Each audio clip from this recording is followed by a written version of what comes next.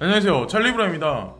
아마 여러분들도 저랑 아마 비슷한 심정이실 거예요. 이렇게 지금 추세가 확실히 정해지지 않은 지금 시점, 그리고 2020년 들어서는 사실은 초반부터 지금까지 기대감을 여러분들이 되게 많이 가지셨었는데 계속해서 오르지 않고 박스권 횡보라고 하기에도 애매모호하게 계속 하락세가 있으니까 아마 근심 걱정들이 되게 많으실 거예요. 그래서 오늘 영상에서는 전반적인 어떤 경제 뉴스하고 믹스해가지고 여러가지 상황을 일단 말씀을 드릴 건데, 일단은 그레이스케일 자산운용사의 포트폴리오에서 뭐 제가 딱 이렇다 하고 딱 말씀드리긴 애매모호하지만 딱 한 가지, 이제 몇 가지 사항을 말씀드리려고 해요. 그러니까 전체 시장을 보시는데 아마 도움이 되실 거고, 사시거나 파시는데 도움이 되실 거예요. 자, 여기 보시면은 데이 체인지는 우리가 보는 일반 거래소에 있는 아마 시세 분석표에 있는 거랑 거의 비슷비슷할 거고, 여기 나와 있는 거 제일 앞쪽에 있는 빨간색 네모칸에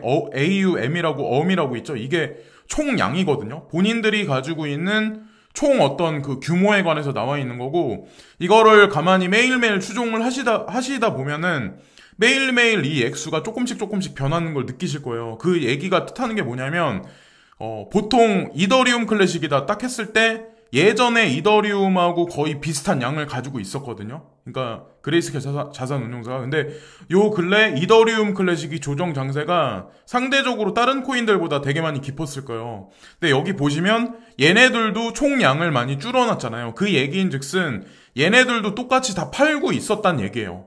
어떻게 보면 얘네들이 가장 많이 팔았을 수도 있어요. 그레이스케일 자산운용소가. 근데 상대적으로 지금 같은 경우는 G캐시 비중이 상대적으로 예전보다 많이 올라와 있잖아요. 4.5밀리언에서 10까지 늘려놨다.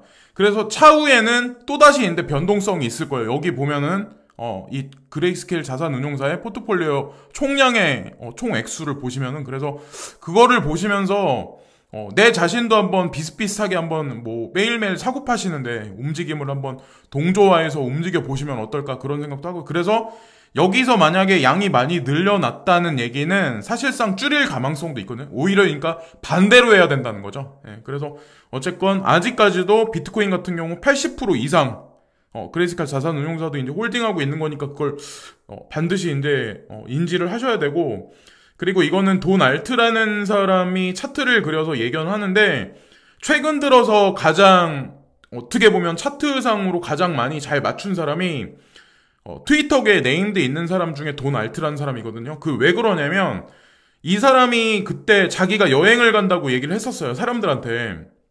그게 아마 2주 전인가 됐을 거예요.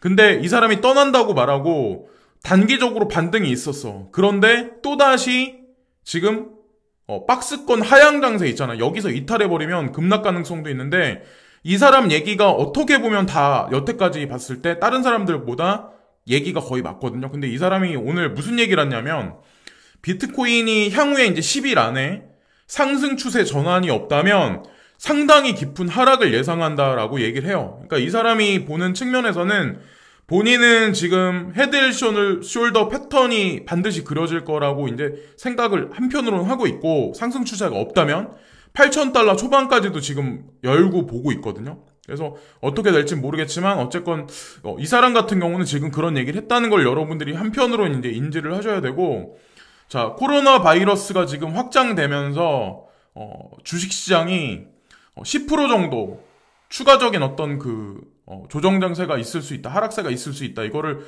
골드만삭스 애널리스트 중에 한 명이 이런 얘기를 지금 하고 있어요. 어떻게 될지 모르겠지만 어쨌건 이것도 예의주시해서 보셔야 된다는 거죠. 그러니까 얘네들이 매스미디어에 이런 얘기를 할 때는 반대로 갈 때도 있는데, 어쩔 때는 진짜로 그렇게 될 가능성이 있거든요. 그래서 미국 연준에서 향후 금리 인하에 관해서 어떻게 직접적으로 시사하는지에 관해서도 사실 주식시장하고 맥을 같이 하는 게 있거든요. 그것도 같이 이제 동조해서 보셔야 되는데, 애널리스트는 이제 뭐라고 얘기를 하냐면, 지속적인 하락세는 보이지 않지만 단기 조정은 훨씬 더 가능성이 높아 보입니다. 시장에서 말하면 수정은 최근 고점에서 10% 이상 감소한 것으로 정의가 됩니다. 본격적인 베어마켓은 20% 이상의 급락을 요구합니다. 아직까지 베어마켓이라고 얘기하기에는 애매모호한 조정 국면에 있다. 그리고 중요한 건 아직까지 유동성을 미국 연준에서 지속적으로 주식시장에 공급을 해주고 있다는 건 여러분들도 인지를 하셔야 되고, 자, 중국 시장 같은 경우 중국 본토 시장은 연장된 음력설 연휴로 첫 세션에서 9%의 추가 하락을 보였습니다. 이는 2015년 8월 이후 가장 큰 감소세였습니다. 3주 중국 중화인민은행의 PBOC의 긴급 유동성 덕분에 본토 주식이 완전히 회복되었습니다. 근데 주식은 반등을 했지만 실제 경제는 이제 코로나 바이러스 전염병으로 아직까지 고통을 받고 있다. 그래서 1월 달에 인플레이션은 8년 이래 최고치를 지금 기록을 하고 있다라고 여기 나오죠. 그러니까 인플레이션을 의도적으로 지금 일으킨다고 저희 이제 코로나 바이러스로 인해서 전 세계 인플레이션이 일어난다고 생각하는데 중국 공장이 멈춰버려가지고 중국에서 한국으로 들어오지 못하는 물건도 되게 많아요. 원자재들이. 아마 아시겠지만, 근데 그거는 뭐 한국 무역시장에만 뜻하는 게 아니라 전 세계 지금 무역시장도 마찬가지로 이것으로 인해서 인플레이션이 가중되는데, 시장에다가 그 중앙은행들에서 유동성 공급을 이렇게 뿌리면 주식시장 외에 예를 들어서 양적 완화를 막 간접적으로 하던 직접적으로 하던 그것에 관해서 통화 승수율이 점진적으로 높아가는 거에 관해서 인플레이션을 어느 정도 일시적으로 이렇게 일으키지 않으면 결국엔 돈이라는 게 휴지 조각밖에 안 되니까 이 코로나 바이러스로 인해서 의도적으로 저는 인플레이션이 일어났다고 생각하거든요. 그러니까 개인적인 생각이긴 하지만 절대로 자연 발생이라고는 저는 생각은 안 해요. 그러니까 향후에도 이거보다 더한 이제 병이 나타나긴 하겠지만, 자, 그리고 금 가격이 연일 요즘에 이제 계속해서 뭐 3일째 계속 전고점을 갱신하고 있는데, 이게 뭐라고 얘기를 하면 7년 만에 최고점을 갱신했다. 그러니까 FED에서 지금 연준에서 금리 발표를 이제 비율을 조정하겠다고 한 거를 지금 다 섞어버렸다. 희석시켜버렸다. 그래서 시장 자체의 추세론이 완전히 다 뭉개져 버린 거죠. 지금 현재로서는. 그래서 이거로 인해서 금 가격이 전고점을 뭐 갱신했다. 이런 얘기가 있는데, 금을 추종할 사람은 금을 추종하시는 거고, 저같이 이제 뭐 골드버기나 뭐 은을 모았던 사람들이 완연하게 돌아서가지고 암호화폐를 추종할 사람은 암호화폐를 추종하는 거고, 저는 암호화폐로 돈을 그래도 금은 투자했던 것보다는 조금 더 벌었어요. 그렇기 때문에 제가 이런 말씀을 드릴 수밖에 없는 거고, 그리고 온 전 세계가 지금 물리적인 거에서 물리적이지 않은 것으로 가고 있다는 거를 제 영상에서도 지속적으로 말씀을 드리고 있고, 오늘도 이제 그런 말씀을 또 많이 드릴 거거든요. 실질적인 기업의 지금 돌아가는 어떤 전체적인 패턴을 보시면 아마 그런 걸 느끼실 수 있을 거라고 생각을 하고, 리플 가격이 지금 이제 현재 장세에서 지지를 어느 정도 못한다면 25%의 급락 가능성이 있다. 피터 브렌트라고 해외 외신에서 이제 주식시장이나 특히나 이제 암호자산 시장에서 네임드가 있는 차트이스 중에 되게 유명한 사람이거든요. 근데 코인텔레그래프에서 이거를 얘기를 하네요. 아까 트위터에서도 이 뉴스를 봤는데, 브렌트가, 그러니까 XRP가 0.20센트까지 떨어질 거다. 이게 250원? 한 250원 정도 될 거예요. 거기까지 떨어질 가능성이 있다라는 얘기를 해요. 0.35센트까지 이제 찍었다가 조정 장세가 압력에 의해서 0.27까지 지금 있어 0.27에 지금 머무르고 있는데, 본인이 이제 해석을 했을 때는 헤드앤숄더 패턴이 완성이 돼서 급락할 가능성이 상당히 많다. 본인 분석에 의하면. 근데 본인은 XRP 추종자들이 본인한테 어떻게 뭐 말을 하건 상관 안 한다. 어쨌건 본인은 전형적인 차트로 분석을 그냥 했을 때만 이렇게 그냥 본인이 이렇게 나온대요, 해석이. 그래서 뭐 이게 어떻게 될지 모르겠지만, 글쎄요, 어떻게 될까요? 저도 이제 궁금하네요. 저도 이제 가지고 있어서 올랐으면 좋겠지만, 예. 내리면 뭐 어떻게 하겠어요. 그냥 할 수 없는 거지.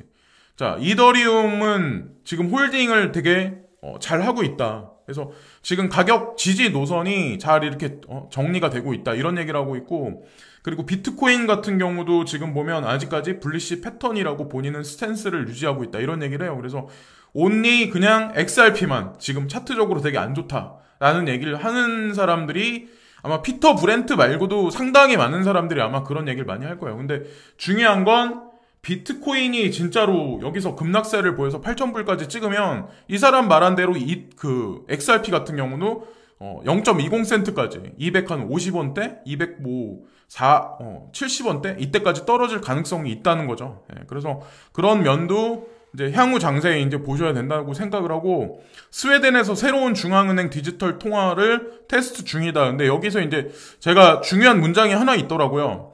스웨덴은 전자 크로나 테스트를 시작하여 중앙은행 디지털 통화에 적절한 출시에 훨씬 가깝습니다. 오히려 중국보다 얘네가 이제 훨씬 지금 앞질러 있다, 이런 얘기들이 있더라고요. 여기 문장에 보니까. 그래서 이 파일럿 프로그램, 그러니까 테스트, 2021년 2월까지 1년 동안 운영됩니다. 실제도 아니고 그냥 일단 파일럿 테스트만 일단은 진행을 한다, 이런 얘기죠. 어쨌건 전 세계 각국들이 다 이렇게 CBDC에 관해서 앞으로도 다 파일럿 테스트를 진행을 할 텐데 시간이 걸린다는 거죠. 바로 이걸 중국 같은 경우도 바로 이거를 출시를 해서 바로 상용화해서 시장 경제에 푸는 게 아니라 거기도 마찬가지일 거라고 생각을 해요. 어쨌건 전 세계에서 첫 번째, 스웨덴이 이제 그런 국가로 등극을 했고, 금리 인하 기대 안에 비둘기의 뒤통수 맞은 증시.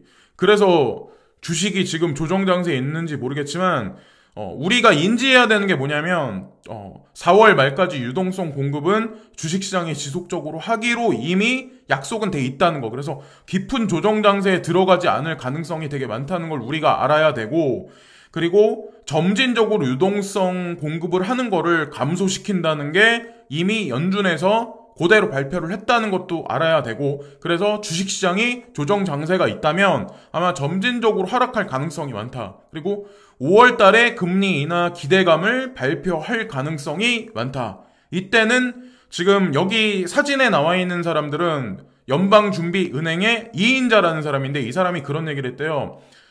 금리 인하 안 할 거다. 금리 인하 할 필요가 없다. 경기 되게 좋아. 이런 식으로 얘기를 했대요. 그래서 이번에 주식시장이 되게 많이 떨어졌대요. 근데 어쨌건 5월 달에는 금리 인하를 아마 한다고 얘기를 발표를 할 거라고 저는 생각하거든요. 제롬 파월 연준 의장이 직접적으로 말을.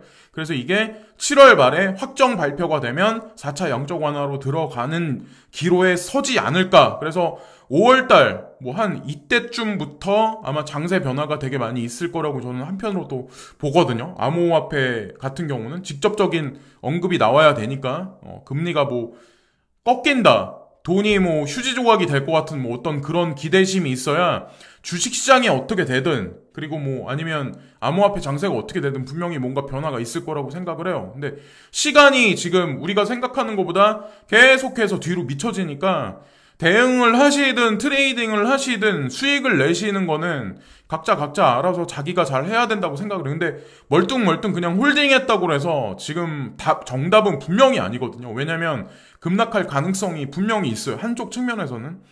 인사동의 한정식 집이 개업 이래 이런 불황이 처음이다. 변호사 의사도 비명을 지금 지르고 있다. 자, 코로나 바이러스 때문에 이렇다, 이런 얘기 저런 얘기들이 있는데, 고소득 자영업도 무너진다. 가구 사업소득 5분기째 연속 하락하고 있다. 그래서 이걸 보시면 아마 아시겠지만 지금 다 힘들어요. 누구나가 다 아마 월세를 지속적으로 받고 있는 건물주 같은 사람들도 아마 그 월세 지금 내고 장사하시는 분들한테 뭐라고 말하기도 되게 부담스러워 하실 거예요. 제가 보기에는 지금 현재 상황이 그렇다는, 그 정도 실정까지 갔다는 거지. 손님이 없으니까. 꿈의 직장 S5일 창사 이래 첫 명퇴 검토, 50세 이상 대상. 제가 제 친구 중에 한 명, 친구 동생 중에 한 명이 여기 이제 이런 데 다니는 친구가 있는데, 정유사 다니는데 성과급이 상당히 많이 받았거든요. 진짜 경기 좋을 때. 특히나 오일하고 관련된 이런 데는 되게 장난 아닌데, 얘네도 마찬가지로 사우디아라비아의 국영석유 화학 회사의 자회사인 S5일이잖아요. 얼마나 많은 돈을 서포팅 받겠어요. 근데 얘네가 첫 명퇴를 검토한다. 이러면은 얘기 다 한 거예요. 이러면은 진짜 얘기 다 한 건데, 구조조정 없던 기업마저 명퇴 칼바람이다. LG U+ 20년 50세 이상 10년 대상 퇴직 얼마 안 남은 희망자 제2의 인생 지원한다. 그래서 최근 명예퇴직, 희망퇴직 추진 검토하는 기업들, 여기 보면은 정규직 근로자들 위주, 대기업 위주로만 이렇게 발표를 했는데, 우리 서민들이 사는 대기업 말고 비정규직이 다니는 그런 직장들은 어떨까요? 어떤 일이 지금 발생되고 있을까요? 그러니까 제가 직접적으로 제 방송에서 말씀 안 드려도 이미 여러분들을 더 피부적으로 아마 느끼실 거고, 두산중공업 예전에 말씀드렸죠. 근데 LG U+, S5일 좀 전에 말씀드렸고, 르노삼성, 한국닛산, 이 외에도 아마 대부분의 기업들이 이런 식으로 아마 신입사원을 뭐 새로 뽑는다던가 아니면 뭐 여러 가지 측면에서 아마 제가 봤을 때 비용 절감하는 게 향후 10년 이내에 기하급수적으로 아마 늘어나면서 전 세계 산업이 아마 재편될 가능성이 되게 많다. 근데 물리적이지 않은 거에서, 그러니까 물리적인 거에서 물리적이지 않은 걸로 플랫폼 기업 쪽으로 모든 것들이 다 재편되면서 카카오가 됐든 네이버가 됐든 뭐 아마존 그리고 뭐 알리바바 뭐 그런 데 있죠. 그런 데들이 지금보다 더 득세를 하겠죠. 쿠팡 같은데. 그런데 세계적인 경기 침체와 산업 경쟁력 약화에도 막연하게 버텨오던 기업들이 무역 갈등 여파 지속, 코로나19 확산 등 이례적인 위기 상황을 연이어 맞으며 선제적으로 축소 경영을 단행하는 것으로 풀이된다. 코로나 바이러스로 인해서 지금 이런 식으로 뭐 인원 감원을 한다거나 축소 경영을 한다고 여기 프레임을 씌워놨는데, 제가 봤을 때는 그거는 프레임일 뿐이지 실질적으로 그 이전부터 이런 상황은 발생했다고 저는 생각을 하거든요. 지금 플랫폼 경제가 이제 득세라고 온라인 어떤 그런 경제가 창궐하면서 재계 한 관계자는 경직된 구조로 평소에는 구조 조정이 힘든 국내 기업들이 일반적인 상황에서는 버텨냈으나 비용 절감 인력 조정을 해야만 하는 한계 상황에 도달하면서 업계 전반적으로 희망, 명예퇴직 시행이 잇따르고 있다고 말했다. 명분거리가 있는 거죠. 예. 사장 입장에서 CEO 입장에서 어떻게 보면 명분거리가 저는 이번에 이것으로 인해서 있게 됐다고 생각하거든요. 그러니까 예전 같으면 뭐 그냥 이렇게 유지하거나 질질 끌고 나갈 텐데 명분거리가 있으면 칼을 뺄 수밖에 없는 거죠. 그 명분에 힘을 실어서. 그러니까 일반적인 기업들은 지금 그렇게 되고 있는데, 뭐 아마존도 요즘에 지금 보면 애플사 주식이 꺾이면서 아마존으로 그 유동성이 많이 넘어갔는데, 쿠팡 같은 경우도 아마 직접적으로 쓰고 계신 분들 아마 아실 거고, 뉴스를 보신 분 아마 아시겠지만 배송량이 2배 정도 증가를 했어요, 요 근래. 그래서 뭐 이 배달이 좀 늦게 갈 수도 있다, 뭐 이런 게 지금 여기 써있죠. 주문량 폭주로 2월 21일부터 로켓 배송 시간이 지연될 수 있습니다. 근데 여기 갖다 되게 사람들을 말이 되게 많았잖아요. 밑 빠진 독에 물을 붓느니 뭐 어쩌느니 저쩌느니 뭐 손정희가 하는 사업이 어쩌느니 이런 얘기가 되게 많았는데, 제가 이제 사실적인 거 한 가지만 말씀드려볼까요? 앞으로 뭐 쿠팡이 됐든 뭐가 됐든 온라인 배송 업체, 이커머스 업체는 더 많이 득세를 하는데, 쿠팡 같은 경우는 더 순수 영업이익이 극반전하는 게 5년에서 10년 내에, 얘네가 로봇하고 드론 이런 거를 만약에 지금 쿠팡 플렉스라고 중간에 이제 사람이 끼어가지고 배송을 직접 하잖아요. 근데 그 비용만 만약에 절감만 돼도 얘네 순수 영업이익이 진짜 많이 극반적 된다고 저는 생각을 하거든요. 다른 어떤 기업들보다 지금 보면 로봇이나 이런 어떤 그런 거에 관해서 더 많이 접목을 빨리 시킬 수 있는 게 사실은 이런 쿠팡 같은 업체라는 거죠. 왜냐면 우버 인프라도 이미 가지고 있죠. 그랩이라는 그런 어떤 그 차량 공유 그런 플랫폼도 이미 확보를 하고 있죠. 그리고 로봇에 관한 것도 이미 미국 보스턴 다이내믹스에 관한 인프라도 이미 확보를 했고 있기 때문에 그런 어떤 여러 가지 인프라를 그냥 조립만 하면 이미 다 게임이 끝나버리는 거라는 거죠. 왜냐면 인프라는 이미 쿠팡 플렉스를 인해서 ICT 어떤 그런 인프라는 다 이미 깔려 있기 때문에 다 준비돼 있다고 저는 생각을 해요. 그래서 쿠팡이 실제로 주식시장에 IPO를 언제 할진 모르겠지만, 가격이 얼마가 될진 모르겠지만, 제가 봤을 때 뭐 지금 손정희가 하고 있는 여러 가지 뭐 그런 것들이 뭐 난관에 봉착했다, 망한다 이런 얘기들이 되게 많지만, 글쎄요, 저는 유태인이 뒤에서 밀어주고 있는 게 손정희라고 생각을 되게 많이 하거든요.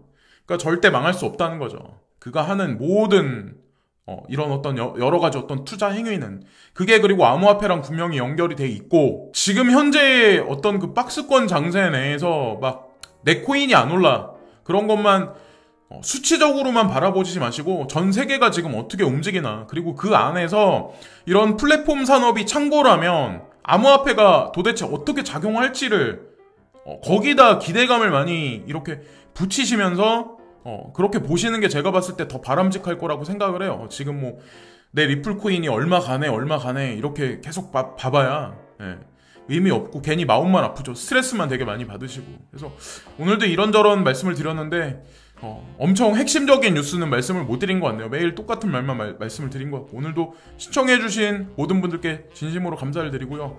빨리 다시 $10,000 위에, $1,500 위에 코인이 올라가서 좋은 날이 빨리 왔으면 좋겠습니다. 예, 항상 감사합니다. 예, 오늘도 시청 감사합니다. 구독과 좋아요 끝으로 부탁드립니다. 감사합니다.